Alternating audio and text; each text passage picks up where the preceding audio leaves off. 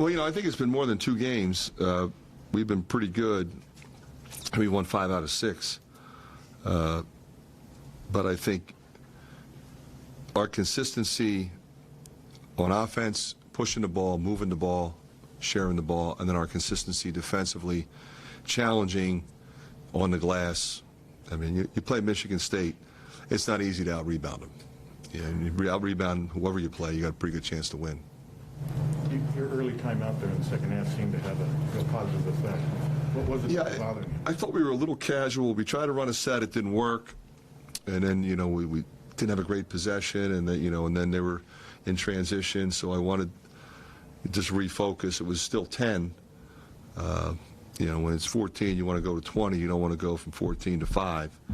And I thought we really locked up defensively after that. And then our offense came. How have you seen Chris Murray just really embrace that 6-man role? I thought the great thing about him is he gets a tough foul early, and then he gets a second foul.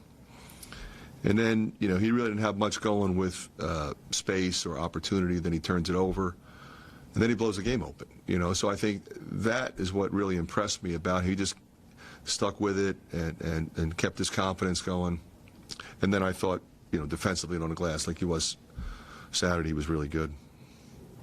The tenacity the team showed throughout the second half seemed to be important because this team keeps coming at you.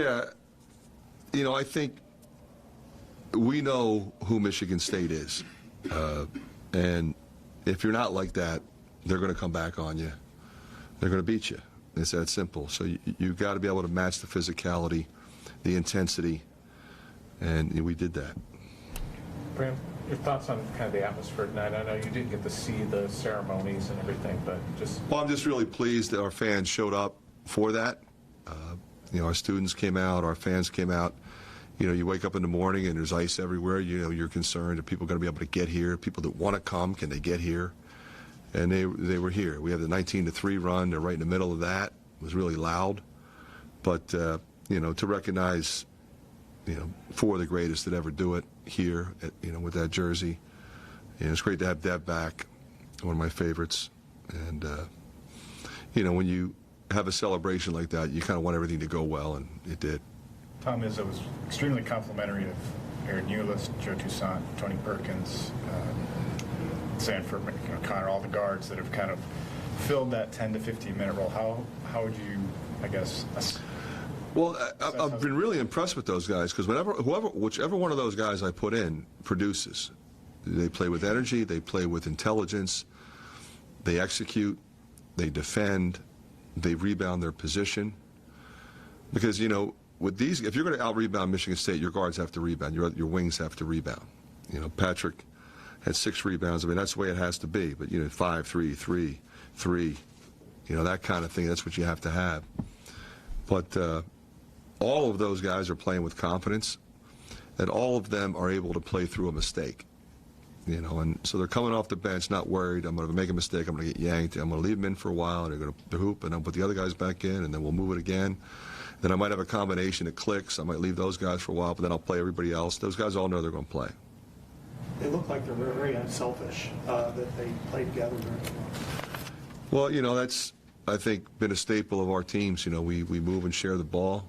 It's great to play fast, but if you're going to run motion offense, which is what we run most of the time, you better be able to go in and out, side to side, and then mix up your penetration and your screening and your cutting.